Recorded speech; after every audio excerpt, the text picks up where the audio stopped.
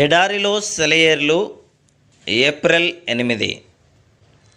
నేనెప్పుడు బలహీనుడనో అప్పుడే బలవంతుడను గనుక క్రీస్తు నిమిత్తం నాకు కలిగిన బలహీనతల్లోనూ, నిందలలోనూ, ఇబ్బందులలోనూ, హింసలలోనూ, ఉపద్రవములలోనూ నేను సంతోషించుచున్నాను.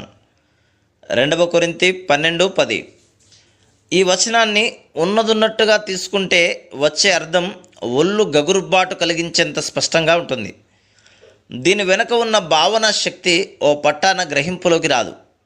దీని అర్థం ఏమిటంటే, నాకు బలం లేని సమయంలో నన్నెవరన్నా చీటి మాటికి కించపరుస్తూ ఉంటే, బాధిస్తూ ఉంటే, మూలకి తరిమి కొడుతూ ఉంటే నాకు సంతోషం. ఎందుకంటే ఇవన్నీ క్రీస్తు కోసం నేను అనుభవించేటప్పుడు నేను అగ్గిపిడుగుని. దేవుడు మన పక్షాన ఉంటే మరే కుదవలేదన్న సంతృప్తిలో ఉన్న రహస్యం ఇదే. మనమున్న పరిస్థితులతో మనకిక పని లేదు. ఇలాంటి స్థితికి మనం చేరినప్పుడు మనం ఎదుర్కొంటున్న హింసను బట్టి, దారిద్ర్యాన్ని బట్టి మనుషుల సానుభూతిని కోరం. ఎందుకంటే సాక్షాత్తు ఈ పరిస్థితులే మన ఆశీర్వాద కారణాలని మనకు అర్థమవుతుంది.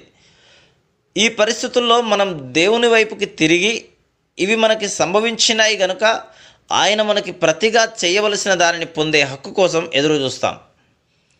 స్కాట్లాండ్ దేశంలో ఈ మధ్య తనువు చాలించిన ప్రఖ్యాత అంధస్వార్థకుడు జార్జ్ మాల్థిసన్ ఓసారి ఇలా అన్నారు: ప్రభు, నాలో నీ ఉంచిన ముళ్ళు విషయం నీకెన్నడూ కృతజ్ఞతను అర్పించలేదు.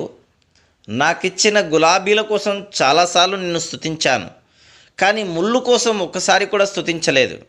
నేను మోస్తున్న సిలువకి ప్రతిఫలంగా రాబోయే లోకంలో నాకు దొరికే ప్రతిఫలం కోసమే ఎదురు చూశాను, కానీ ఇప్పుడు మోస్తున్న సిలువే నాకు ఇప్పుడే మహిమకరమైన దీవెన అని గ్రహించలేకపోయాను. నీ సిలువ మహత్యాన్ని నాకు తెలియచేయి, నా ముళ్ళులోని విలువను నాకు తెలియచెప్పు. నా శ్రమల మార్గములో గుండా నేను నిన్ను చేరుకున్న విషయం నాకు బోధపరచు. నా కన్నీళ్లలో వెలిసిన ఇంద్రధనుస్సులను నాకు చూపించు.